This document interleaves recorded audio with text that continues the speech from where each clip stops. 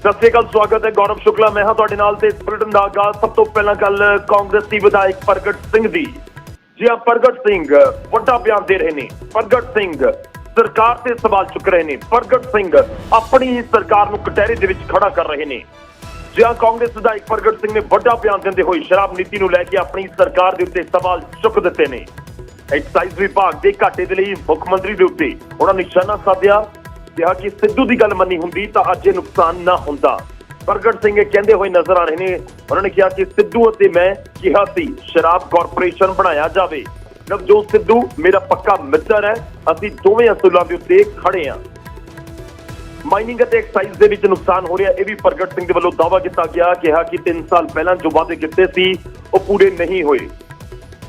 तो शराब नीति नूं लैके लगातार सवाल उठ रहे हैं ते विरोधी घेर रहे हैं। 140 कांग्रेसी विधायकों के वल्लों भी कांग्रेस नूं घेरा पाया जा रहा है। प्रगट सिंह एक वड्डा नाम है हॉकी का, वड्डा नाम है हुण सियासत का, क्योंकि नवजोत सिंह सिद्धू दे नाल भी नजर आउंदे रहे ने। वो समा भी सी जदों कांग्रेस दे विच एंट्री होनी सी 2017 ਦੀਆਂ ਚੋਣਾਂ ਤੋਂ ਪਹਿਲਾਂ। तो उस समय प्रगट सिंह नवजोत सिंह सिद्धू बैठ भरा ये सारे एक तस्वीर दे विच नजर आउंदे ने। तां सिद्धू ते प्रगट दी यारी पुरानी है, दोवें खिडारी रहे ने, एक क्रिकेट का ते दूजा हॉकी का, ते हुण सियासी पिच दे उत्ते दोवें उतरे हुए ने। ते प्रगट सिंह सवाल चुक रहे ने कि जेकर सिद्धू नीति का ख्याल रखिया हुंदा तां फिर अज ये हाल ना हुंदा, शराब कॉरपोरेशन बनाया हुंदा तां इस तरह नुकसान ना हुंदा। एक्साइज दे विच 3 साल पहला ਇਹ ਗੱਲ ਹੋਈ ਸੀ ਵੀ ਹਾਂ ਵੀ ਇਹਦੀ ਕਾਰਪੋਰੇਸ਼ਨ ਬਣ ਜਾਣੀ ਚਾਹੀਦੀ ਆ। ਨਵਜੋਤ ਸਿੰਘ ਸਿੱਧੂ ਨੇ ਵੀ ਪਹਿਲੀ ਕੈਬਨਿਟ ਦੇ ਵਿੱਚ ਕਿਹਾ ਸੀਗਾ ਵੀ ਬਣ ਜਾਣੀ ਚਾਹੀਦੀ ਆ, ਪਰ ਚਲੋ ਉਦੋਂ ਇਹ ਗੱਲ ਹੋਈ ਸੀ ਵੀ ਸ਼ਾਇਦ ਹਜੇ ਟੂ ਅਰਲੀ ਆ, ਕਿਉਂਕਿ ਗਵਰਨਮੈਂਟ ਦੀ ਫਾਰਮੇਸ਼ਨ ਹੋਈ ਆ ਤੇ ਅਗਲੇ ਸਾਲ ਤੋਂ ਕਰ ਲਾਂਗੇ। ਬਟ ਅਨਫੋਰਚੂਨੇਟਲੀ ਉਹਦਾ ਕਦੀ ਇਸ ਪਾਸੇ ਨੂੰ ਅਸੀਂ ਤੁਰੇ ਵੀ ਨਹੀਂ। ਲੇਕਿਨ ਮੈਨੂੰ ਐ ਲੱਗਦਾ ਹੁੰਦਾ ਕਿ ਜੇ ਉਹ ਹੋ ਸਕਦੀ ਆ ਉਹਦੀ ਟਰਾਈ ਕਰਨੀ ਚਾਹੀਦੀ ਆ। ਜੇ ਅੱਜ ਐਵਰੇਜ 5000 ਕਰੋੜ ਦੀ ਲਗਭਗ ਹੈਗੀ ਆ ਪਲੱਸ ਮਾਈਨਸ, ਲੇਕਿਨ ਉਹਦੇ ਨਾਲ ਜੇ 10000 ਕਰੋੜ ਰੁਪਈਆ ਆ ਜਾਂਦਾ ਤੇ ਸਾਡੀ 3 ਸਾਲਾਂ ਦੇ ਵਿੱਚ 15000 ਕਰੋੜ ਰੁਪਈਆ ਜਿਹੜਾ ਵੱਧ ਸਕਦਾ ਸੀ। ਐਂਡ ਸਿਮਿਲਰਲੀ ਜਿਹੜੀ ਮਾਈਨਿੰਗ ਹੈਗੀ ਆ, ਉਹ ਸ਼ਰਾਬ ਤਾਂ ਹਰ ਪਿੰਡ ਦੇ ਵਿੱਚ ਠੇਕਾ ਹੈਗਾ। ਮੈਨੂੰ ਨਹੀਂ ਲੱਗਦਾ ਕਿ ਹੋਮ ਡਿਲੀਵਰੀ ਵਾਲੀ ਗੱਲ ਕੋਈ ਸਾਨੂੰ ਕਰਨੀ ਚਾਹੀਦੀ ਆ, ਕਿਉਂਕਿ ਜਿਹਨੂੰ ਜ਼ਰੂਰਤ ਹੈਗੀ ਆ ਉਹ ਉੱਥੋਂ ਆਣ ਕੇ ਠੇਕੇ ਤੋਂ ਲੈ ਲਵੇ। ਮੇਰਾ ਖਿਆਲ ਹਰ ਪਿੰਡ ਦੇ ਵਿੱਚ ਠੇਕਾ ਹੈਗਾ। ਸੋ ਮੈਨੂੰ ਤਾਂ ਨਹੀਂ ਲੱਗਦਾ ਕਿ ਉਹਦੇ ਵਿੱਚ ਕੋਈ, ਔਰ ਮੈਨੂੰ ਲੱਗਦਾ ਇਹਦੇ ਲਈ ਠੇਕੇਦਾਰ ਵੀ ਤਿਆਰ ਨਹੀਂ ਹੈਗੇ। ਨਹੀਂ ਦੇਖੋ, ਗੱਲ ਸੁਣਦੇ ਤਾਂ ਹੈਗੇ ਆ, ਕਿਉਂਕਿ ਅਖਬਾਰਾਂ 'ਚ ਵੀ ਪੜ੍ਹਦੇ ਆ ਜਾਂ ਖਬਰਾਂ 'ਚ ਵੀ ਦੇਖਦੇ ਹੈਗੇ ਆ। ਕੁਛ ਲੋਕਾਂ ਦੇ ਜਿਹੜਾ ਉਹ ਮੂੰਹ ਤੋਂ ਵੀ ਸੁਣਦੇ ਹੈਗੇ ਆ, ਔਰ ਕੁਛ ਕੁ ਪ੍ਰੈਸ ਦੇ ਵਿੱਚ ਜਦੋਂ ਪਰਚੇ ਦਿੱਤੇ ਜਾਂਦੇ ਹੈਗੇ ਆ। ਇਹਦਾ ਮਤਲਬ ਕਿਤੇ ਨਾ ਕਿਤੇ ਨਜਾਇਜ਼ ਸ਼ਰਾਬ ਤਾਂ ਵਿਕਦੀ ਹੈ। ਨਜਾਇਜ਼ ਸ਼ਰਾਬ ਵੀ ਇੱਕ ਇਸ਼ੂ ਹੈਗਾ, ਉਹ ਵੀ ਅਸੀਂ ਕੰਟਰੋਲ ਕਰਨਾ ਜਾਂ ਕਰ ਰਹੇ, ਕਿਉਂਕਿ ਸੀਐਮ ਸਾਹਿਬ ਨੇ ਇਸੇ ਕਰਕੇ ਤਾਂ ਜਿਹੜੀਆਂ ਸਖਤ ਹਦਾਇਤਾਂ ਵੀ 2-3 ਦਿਨ ਪਹਿਲਾਂ ਇਸ਼ੂ ਕੀਤੀਆਂ। ਇਹਦਾ ਮਤਲਬ ਇਹ ਹੋਇਆ ਵੀ ਕਿਤੇ ਨਾ ਕਿਤੇ ਉਹਨਾਂ ਨੂੰ ਇਸ ਗੱਲ ਦੀ ਫੀਡਬੈਕ ਹੋਊਗੀ ਤੇ ਤਾਂ ਹੀ ਸਖਤ ਹਦਾਇਤਾਂ ਦਿੱਤੀਆਂ ਹੈਗੀਆਂ ਵੀ ਤਾਂ अपनी सरकार से सवाल चुक रहे हैं ते दूजे पासे उन्होंने जुबान से सिद्धू की तारीफ भी है।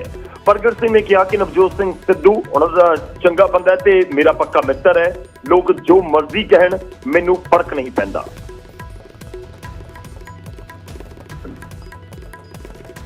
देखो गल ये है, हमेशा पक्की जोड़ी रहिंदी हुंदी आ। देखो हमेशा लॉजिक की लड़ाई आ, हमेशा लड़ाई जिहड़ी आ असूलों की लड़ाई हैगी आ। और देखो नवजोत सिद्धू नूं मैं अज तो 25-30 साल ਪਹਿਲਾਂ ਅਸੀਂ ਜਦੋਂ ਸਪੋਰਟ ਸ਼ੁਰੂ ਕੀਤੀ ਆ ਉਦੋਂ ਦਾ ਜਾਣਦਾ, ਉਦੋਂ ਦਾ ਮਿਲਦਾ ਹੈਗਾ।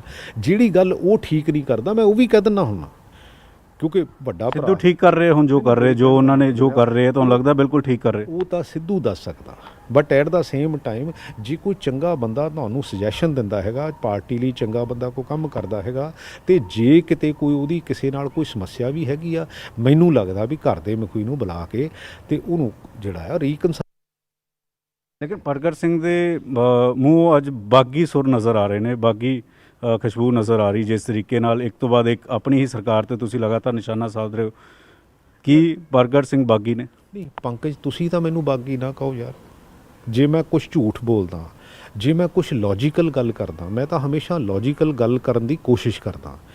ਔਰ ਮੈਂ ਕਿਤੇ ਵੀ ਜਾਣ ਨੂੰ ਤਿਆਰ ਹੁੰਨਾ ਵੀ ਚਲੋ ਯਾਰ ਆਪਾਂ ਉੱਥੇ ਚੱਲੀਏ, ਮੈਨੂੰ ਇਹ ਵੀ ਕੋਈ ਸਮੱਸਿਆ ਨਹੀਂ ਹੈ। ਪਰ ਤੁਸੀਂ ਤਾਂ ਕਮ ਸੇ ਕਮ ਪੱਤਰਕਾਰ ਤਾਂ ਨਾ ਮੈਨੂੰ ਬਾਕੀ ਮੈਂ ਬਾਕੀ ਨਹੀਂ ਕਹਿ ਰਿਹਾ, ਮੈਂ ਇਹ ਕਹਿ ਰਿਹਾ ਕਿ ਜਿਹੜੇ ਤੁਹਾਨੂੰ ਕਹਿ ਰਹੇ ਨੇ, ਪੰਕਜ ਜੀ ਤੁਹਾਨੂੰ ਲੱਗਦਾ ਹੈ ਕਿ ਤੁਸੀਂ ਸਹੀ ਗੱਲ ਕਹਿ ਰਹੇ ਹੋ? ਜਿਹੜੇ ਤੁਹਾਨੂੰ ਕੋਈ ਅਗਰ ਬਾਗੀ ਕਹਿੰਦਾ ਕਹਿਣ ਦਿਓ, ਲੇਕਿਨ ਪ੍ਰਗਟ ਸਿੰਘ ਲੋਕਾਂ ਦੇ ਮਸਲੇ ਚੱਕਣਗੇ, ਚਾਹੇ ਆਪਣੀ ਸਰਕਾਰ ਦੇ ਖਿਲਾਫ ਹੋਣ ਚਾਹੇ ਕਿਸੇ ਦੇ ਖਿਲਾਫ ਹੋਣ। ਮੈਂ ਲੋਕਾਂ ਤੋਂ ਬਾਗੀ ਨਹੀਂ ਹੋਣਾ ਚਾਹੀਦਾ, ਮੈਨੂੰ ਕੋਈ ਜੋ ਮਰਜ਼ੀ ਕਹੀ ਜਾਵੇ, ਕਿਉਂਕਿ ਮੈਂ ਨਾ ਇਹਨਾਂ ਚੀਜ਼ਾਂ ਤੋਂ ਕਦੀ ਡਰਿਆ ਤੇ ਨਾ ਕਦੀ ਡਰਦਾ ਹੀ ਹਾਂ। ਤਾਂ ਪ੍ਰਗਟ ਸਿੰਘ ਬਾਗੀ ਕਹਿਣ ਦੇ ਉੱਤੇ ਜ਼ਰੂਰ ਥੋੜੇ ਬਿਫੜਦੇ ਵੀ ਨਜ਼ਰ ਆਏ, ਪਰ ਇਸ ਵਿਚਾਲੇ ਪ੍ਰਗਟ ਸਿੰਘ ਨੇ ਕਿਹਾ ਕਿ ਮੁੱਖ ਮੰਤਰੀ ਨੂੰ CLP ਦੀ ਮੀਟਿੰਗ ਬੁਲਾਉਣੀ ਚਾਹੀਦੀ ਹੈ। ਪਰ ਨਾਲ ਹੀ ਪ੍ਰਗਟ ਸਿੰਘ ਨੇ ਕਿਹਾ ਕਿ ਉਹਨਾਂ CM ਨੂੰ ਚਿੱਠੀ ਵੀ ਲਿਖੀ ਸੀ, ਪਰ ਕੋਈ ਜਵਾਬ ਨਹੀਂ ਆਇਆ।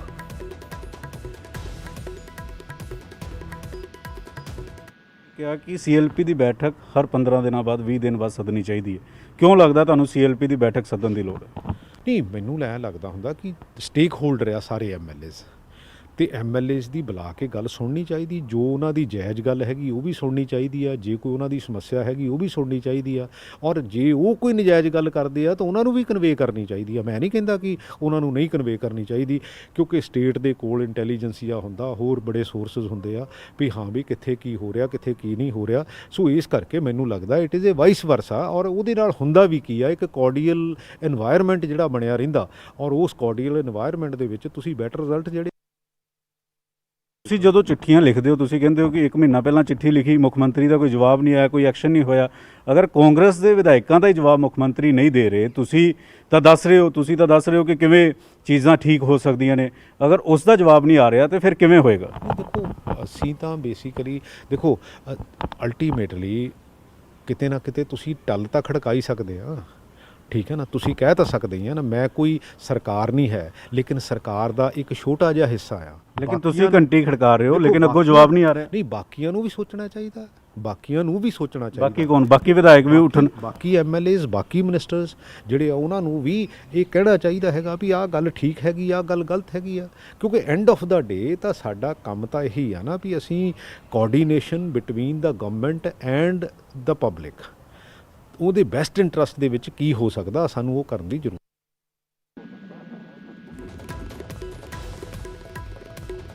ਉਧਰ ਸ਼ਰਾਬ ਮਾਫੀਆ ਦੇ ਮੁੱਦੇ ਤੇ ਵਿਰੋਧੀਆਂ ਦਾ ਵੀ ਸੂਬਾ ਸਰਕਾਰ ਤੇ ਨਿਸ਼ਾਨਾ ਜਾਰੀ ਹੈ। ਆਮ ਆਦਮੀ ਪਾਰਟੀ ਦੇ ਵਿਧਾਇਕ ਅਮਨ ਅਰੋੜਾ ਨੇ ਮੁੱਖ ਮੰਤਰੀ ਨੂੰ ਚਿੱਠੀ ਲਿਖ ਕੇ ਵਿਧਾਨ ਸਭਾ ਦੀ ਉੱਚ ਪੱਧਰੀ ਸਰਬ ਪਾਰਟੀ ਕਮੇਟੀ ਬਣਾਉਣ ਦੀ ਮੰਗ ਕੀਤੀ, ਤਾਂ ਅਕਾਲੀ ਦਲ ਨੇ ਵੀ ਖਜ਼ਾਨੇ ਦੀ ਲੁੱਟ ਹੋਣ ਦੇ ਇਲਜ਼ਾਮ ਲਗਾ ਦਿੱਤੇ।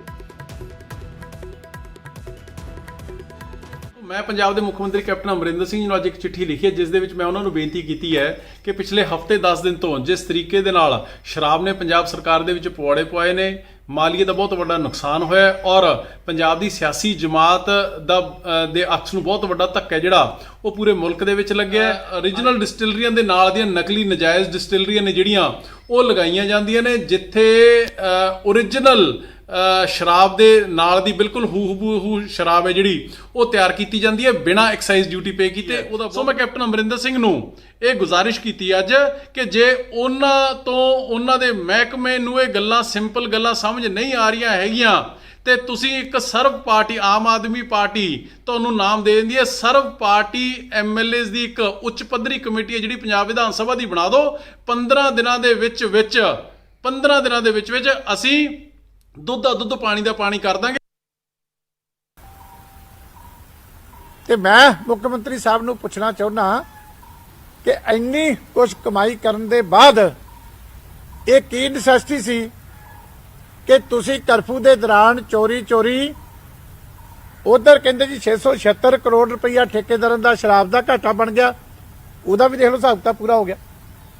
ਹਾਲੇ ਹੋਰ ਕਿਸੇ ਦਾ ਹਿਸਾਬ ਨਹੀਂ ਹੋਇਆ ਵੀ ਉਹਨਾਂ ਨੂੰ ਦੇਣਾ ਪੈਣਾ 676 ਕਰੋੜ ਰੁਪਈਆ, ਜਿਹੜੀ ਬਲੈਕ 'ਚ ਸ਼ਰਾਬ ਵਿਕੀ ਉਹਦਾ ਕੋਈ ਕੀਮਤ ਨਹੀਂ, ਤੇ ਇਧਰ ਮਾਈਨਿੰਗ ਦੇ ਠੇਕੇਦਾਰ ਦਾ ਹੋ ਗਿਆ। ਇਹ ਕੋਈ ਸਾਡੀ ਸਰਕਾਰ ਕਰੋਨਾ ਦੇ ਐਪੀਡੈਮਿਕ ਦੇ ਵਿੱਚ ਪੰਜਾਬ ਦੇ ਖਜ਼ਾਨੇ ਦੀ ਲੁੱਟ ਕਰ ਰਹੀ ਹੈ। ਅਸੀਂ ਬੇਨਤੀ ਕਰਦੇ ਹਾਂ ਕਿ ਇਹਦੀ ਹਾਈ ਲੈਵਲ ਤੇ ਇੰਡੀਪੈਂਡੈਂਟ ਇਨਕੁਆਇਰੀ ਇਹਦੀ ਵੀ ਹੋਵੇ।